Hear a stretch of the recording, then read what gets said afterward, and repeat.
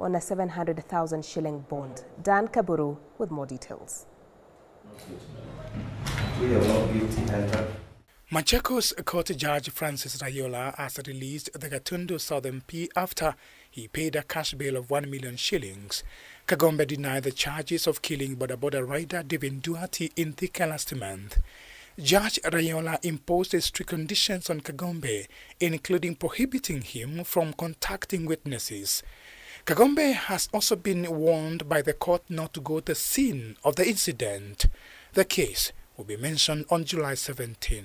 I have taken a plea of not guilty before this court today, and this matter is now perfectly before a court of competent jurisdiction.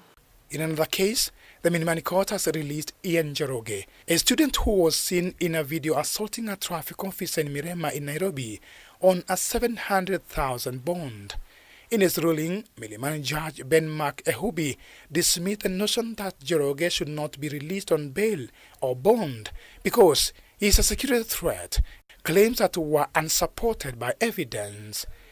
Earlier, the prosecution had informed the court that if the suspect was released on bail or bond, he might be a danger to the public. We will comply with your directions, even if it means the parents bringing this boy on Monday, Tuesday, they will do so, Your Honor. They can undertake in that manner.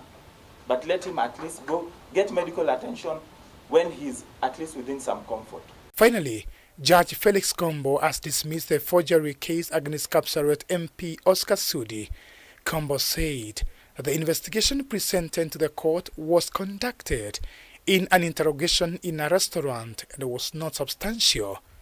Sudi was accused of forging a diploma certificate from the Kenya Institute of Management, KIM, and a high school certificate from Highway Secondary School here in Nairobi. The absence of primary source data to support Kenya National Examination Council at KIM reports. The state heavily relied on the content of two reports obtained from KNEC, which is Exhibits 21 and 22, earlier referred to, and from KIM, Exhibits 23 and 24, both of which made adverse claims against the accused declared academic status. A common issue that emerged from both reports is the absence of any printouts or extracts of the primary source data that was used to support the findings in the reports. Dan Kaburu, K24, Nairobi. And dozens of boda operators in Nairobi County are set to benefit from a road safety campaign focused on safety precaution measures on the roads. Organized by the National Transport and Safety Authority (NTSA), the initiative targets to reach as many boda motorists across all the 47 counties. This comes amid the calls to the government to increase allocation of funds to the Authority for Road Safety Initiative. Gertrude Bugay has more. Following the rising number of road accidents across the country, the National Transport and Safety Authority (NTSA) has embarked on a mission to educate motorists on the importance of road safety. The latest figures indicate that over 1,500 lives were lost as of April this year, with Nairobi listed as the hardest hit in road accidents. Boda operators form the largest casualties. During the launch of a campaign dubbed Abiria ni Mayai, at least 500 boda operators within Nairobi County will benefit from a training bootcamp on the importance of ensuring safety of their passengers and other road users.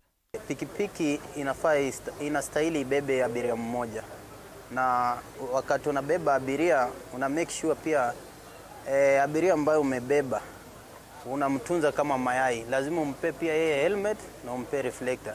Ndo wakati mnakuwa barabarani pia mnakuwa uniform. Mikakati zenye tumeweka kwa hii sekta ya bodaboda sai tunataka kila mwana bodaboda akue kwa sako, na sako zinafanya vizuri. Kama sako yangu yenye mimi nilianzisha kama chairman inaitwa KRO bodaboda sako, tumeendelea vizuri. Tunawafundisha mambo ya road safety. According to NTSA's Director General George Njau, the campaign further seeks to reach as many boda riders across all 47 counties through education on road safety regulations and emergency response techniques. This comes even as the government has been called upon to increase allocation of funds for road safety initiatives. What moved us most is the opportunity to do something meaningful with the boda community by all ensuring that we are pushing for road safety. So even on Sunday, as we gather together as like-minded communities, together with the Boda fraternity, we will be giving out Vuma-branded helmets. It's important that we focus on safety. This is very well because most Boda riders are the first on scene. They're the first guys on a scene, on an accident, or any event, in any fateful event, you will find a Boda rider. So we want them equipped with the skill to understand, what do I do, on top of their own safety. Gertrude Burgay, K24 TV. And informal settlements and estates hosting flower farm workers have been identified as some of the major hotspots in the cases of child abuse and neglect in Nakuru County. According to data from the Department of Children Affairs in Nakuru, over 9,000 cases were reported in the 11 sub-counties, with information emerging that the trend was on the rise. Early marriages, teenage pregnancies and abuse of substances are some of the challenges currently facing children in Nakuru County. To address the issues, K24, a non-governmental organization, has partnered with local communities to reduce the cases under the Tetea program that has been sponsored by the European Union. According to the county children officer, Alice Wanyonyi, hundreds of cases, mainly in rural areas and informal settlements, are not reported. The Children's Department in the county is working closely with other stakeholders in creating awareness in a bid to reduce the cases of abuse that have seen hundreds of children drop out of school. Mwaka jana kufikia Disemba tulikuwa tumeandikisha cases 9,000.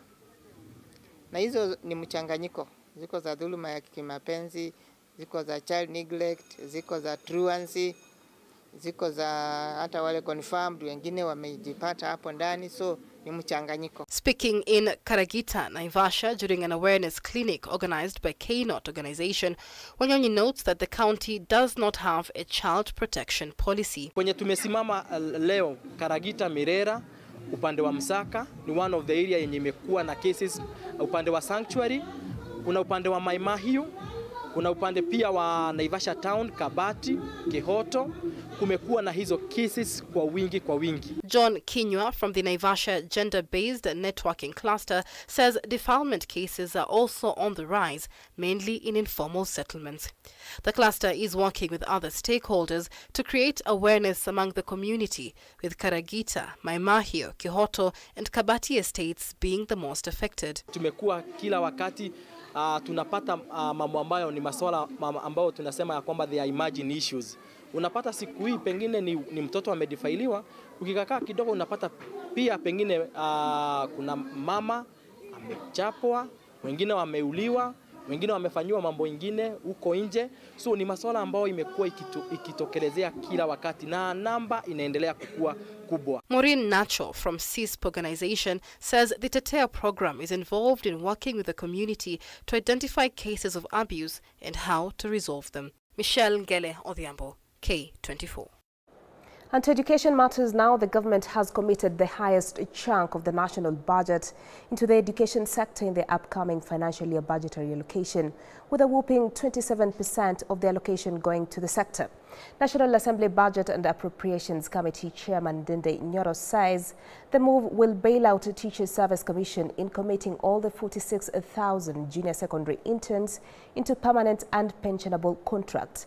In an exclusive interview, Nyoro says the government is committed to honoring employment opportunities for all interns in different sectors, including medical interns. Education is taking up most of the bulk of the money. Close to 27% of the entire national government expenditure is going into education sector. And out of that money for education, we have allocated monies for confirmation of the JSS interns. And our intention as Parliament and the Budget and Appropriations Committee is TSC to consider confirming all the 46,000 under permanent and pensionable terms. And we also commit that if the money is not enough for that exercise, there is start off, and we commit that in the supplementary that will be coming, we can add in case there will be a deficit of the monies needed. We have been in consultation with the National Treasury and the Ministry of Health. And our intention is also for them to consider confirming those interns. And encouraging students to pursue technical courses, Dr. Esther Moria, the PS for TVETs, has emphasized the importance of acquiring practical skills. Moria stressed that industries are seeking individuals based on their abilities, advocating for a shift towards technical education to drive industrialization. The PS spoke at the 9th graduation ceremony of KIPS College, where 800 students graduated.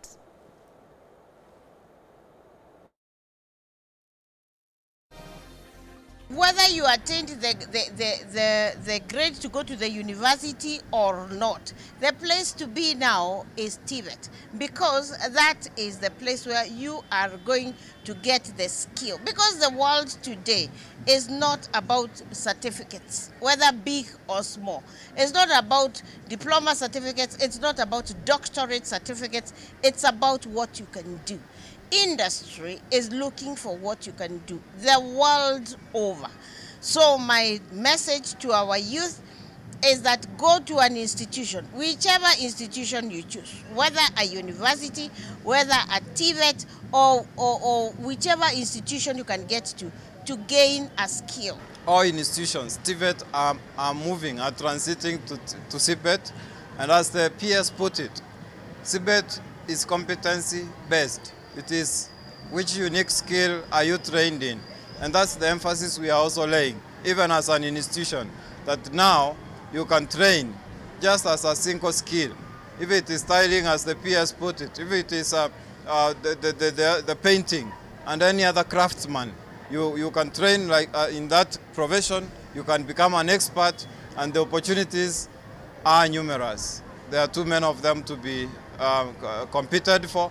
There is enough space for everybody to practice their skills. So with technical courses, you are able to do different businesses with skills gained in technical schools. Well, at this point, we take another breather here at K24 Evening Edition. We have more news for you after this break.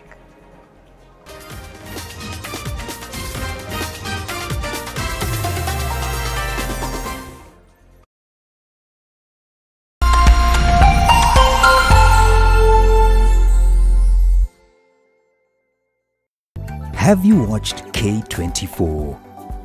We would love to